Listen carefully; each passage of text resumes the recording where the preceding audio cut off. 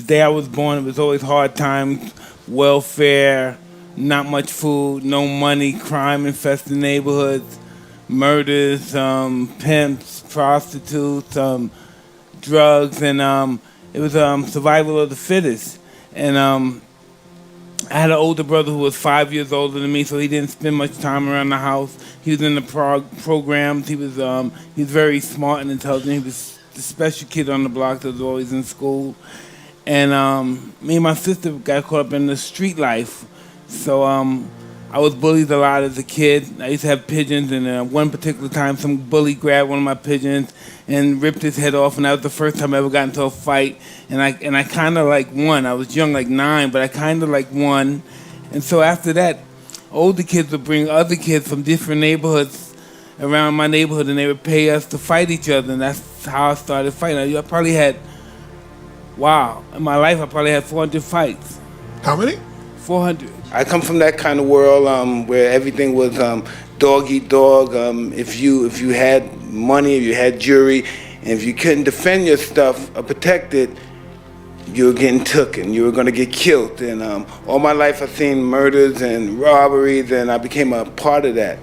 And I took the choice to become a part of it because when you think about it, I have a brother who's like one of the top trauma surgeons in the country. I had a sister that was a teacher before she passed. And so I come from a very educated background. I never passed the 9th grade because I was just so entrenched into the street world. I was just really allured to that. That was really what I wanted to be because you saw instant gratification as far as respect was concerned in the street world. I didn't have much patience, and that's what I wanted.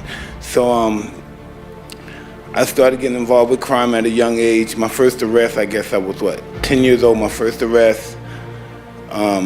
Pickpocket, jostling. And so when I went to the institution, I realized I'm in this form. All my friends are here. Everybody that saw me in the streets, pickpocketing other guys from different boroughs, and I got addicted to it even more. So I wasn't afraid to go to jail anymore.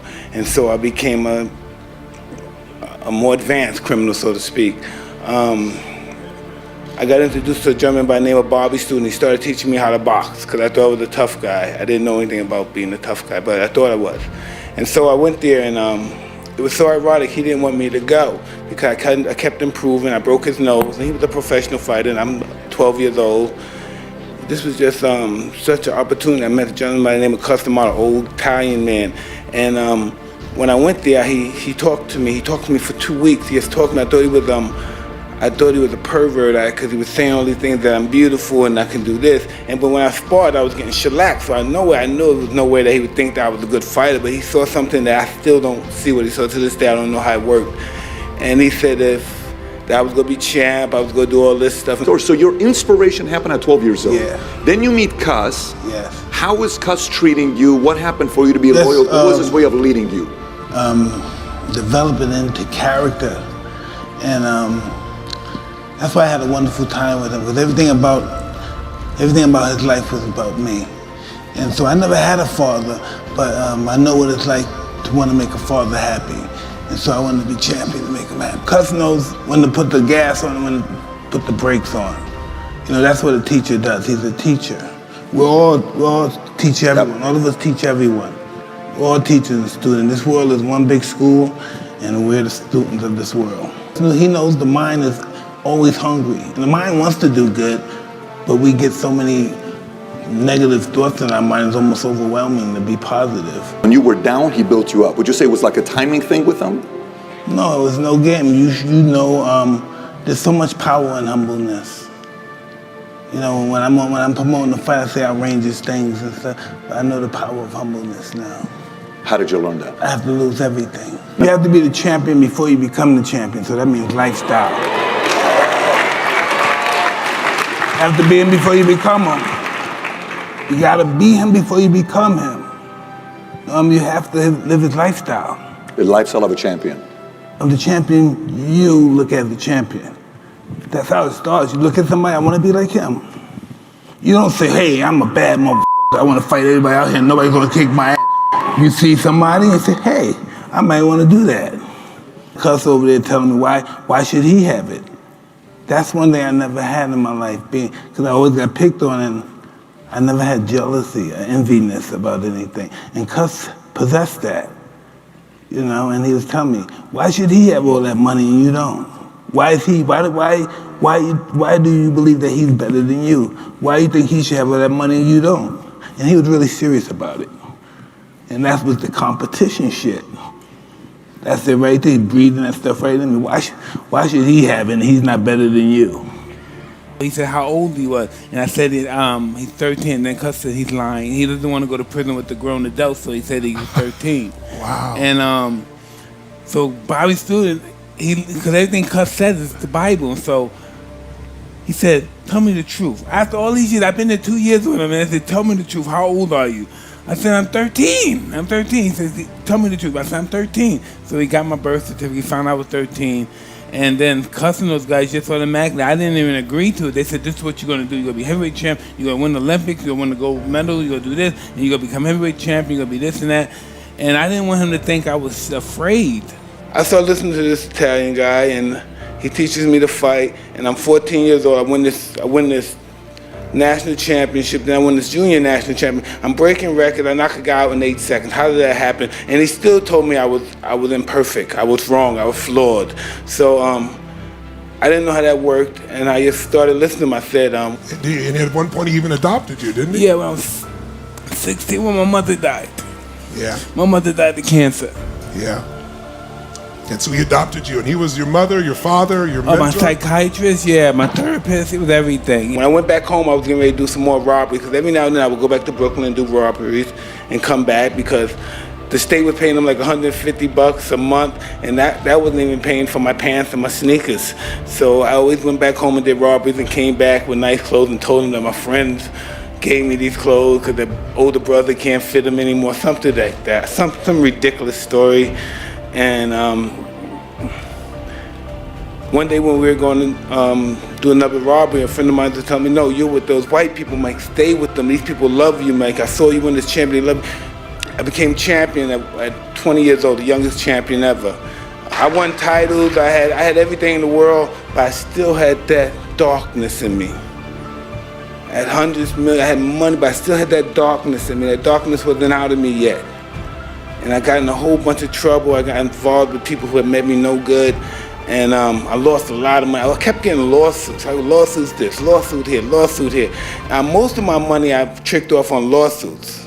If I spend $250 million on girls and trips and clothes, that's nothing to what I did on lawsuits. And so I started going through this process of I'm cutting clean. So I get clean for a year, I get clean for 5 years, but then I relapse. And the reason why I relapsed is because I didn't have a spiritual awakening. I just wasn't using drugs. You know, I wasn't sober. I just wasn't using drugs and liquor. I just wasn't using, I was miserable, right? So eventually I received that spiritual awakening. I'm not perfect yet, but I'm just trying to get this stuff on track. And I'm sober. By being sober, I'm able to show up for my children. And I'm just very grateful that my kids are able to go to these schools. And sometimes they tease me because I don't spell as well as they spell. And I'm not advanced scholastically as well as they are. But I'm just happy that I'm able to put them in that position. I chose I was going to be different. I wasn't going to live that life anymore. And I was going to be the person I wanted to be. And everything I was doing in my past life, I was champ, I had money, that prevented me from being the man that I wanted to be. And I could pretty much say I'm on the course of being the person I want to be. I have dignity, I have self-respect, and anybody can just look at me and see what I'm doing. Walking into the ring, you ever get scared? To death. Really? Yeah. You never look scared? Well, that's the whole thing. Boxing is like acting. You always project what you don't feel on someone else. But I found out that as I got older, I found out they're more scared of me than I am of them. I don't care what people think about me. No? No way. If I did that, I wouldn't be, I guess, successful. I thrive off that. It's hard for me to even excel if somebody doesn't dislike me or hate me. I need it to excel. So your legacy is whatever it is, but just, it's honesty. Never being discouraged more than anything, more than honesty, because I still lie sometimes if I want something. And it's just never getting discouraged, never giving up. even if I'm lying. I know one day I'm gonna die, and whatever I said don't mean shit. Impossible is nothing to somebody who tries. Success for me is not cheating on my wife. Success for me is being responsible and being present. That's success for me. Arrested 38 times by age 13. Heavyweight champion of the world by 20. Convicted of rape by age 30. You've lived so many lives. Yeah, that's true. And there's people that had worse. And in spite of, they still succeeded. So I'm nobody. I've been a millionaire most of my life. I'm good. I learned gratitude. This is what I learned from life kicking my ass. I learned gratitude. Things happen when two men get in the ring and we throw punches. What happens? Well, it's an unwritten clause in our contract that anytime during training and fighting, you can die. That's a great possibility that we wish don't happen, we hope don't happen. You can't continue being a comedian if you're not sharpening your psyche up. Even when you're doing it right here, you're practicing your comedian act, you know. You have to continue to practice. The more you practice it, they say if you practice it for a year, you'll be better if you only practice it for a month. So the more you do it, the better you become. And it's not about money, because the money's gonna be in charity and people gonna, and it's just about doing something good. And that, from that perspective, that could be, I used to like feeling like I'm doing something good for somebody more than myself. I won't have in my mind, oh, I'm getting paid. I used to want to never have that in my mind again. Yeah. I just never want to have, oh, I'm getting something for what I'm doing. I don't know what the future holds, but we're looking forward to just having fun and doing it for a purpose, a reason. When you decided to stop, was it difficult? Well, time will make you that person. Time will. Yeah, time will make you that person. What is time? I don't know. Right. As I got older in life, I really saw I had to deal with demons with that. So I was that kind of person that really my objective was just to hurt people as much as possible. Yeah.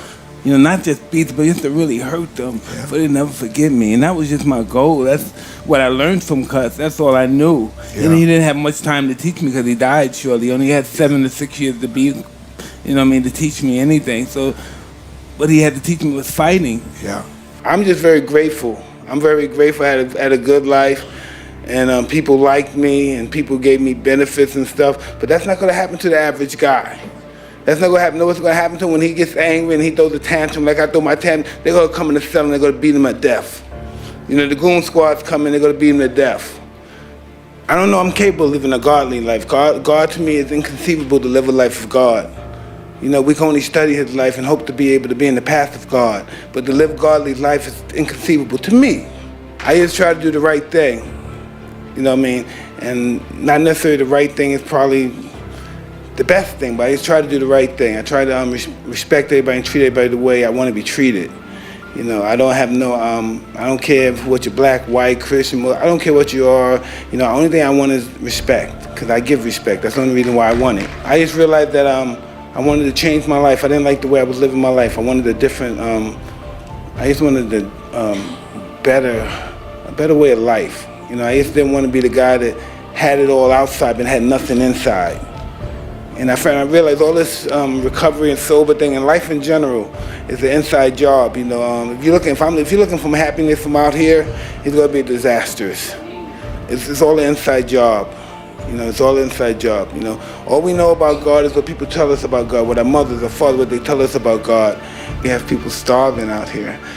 You know, and they have no other choice but to commit crimes, else they're going to starve to death or have no dignity, and their wife might leave them out of shame, or the kids might not have respect for them, and we need some action and work has to be done.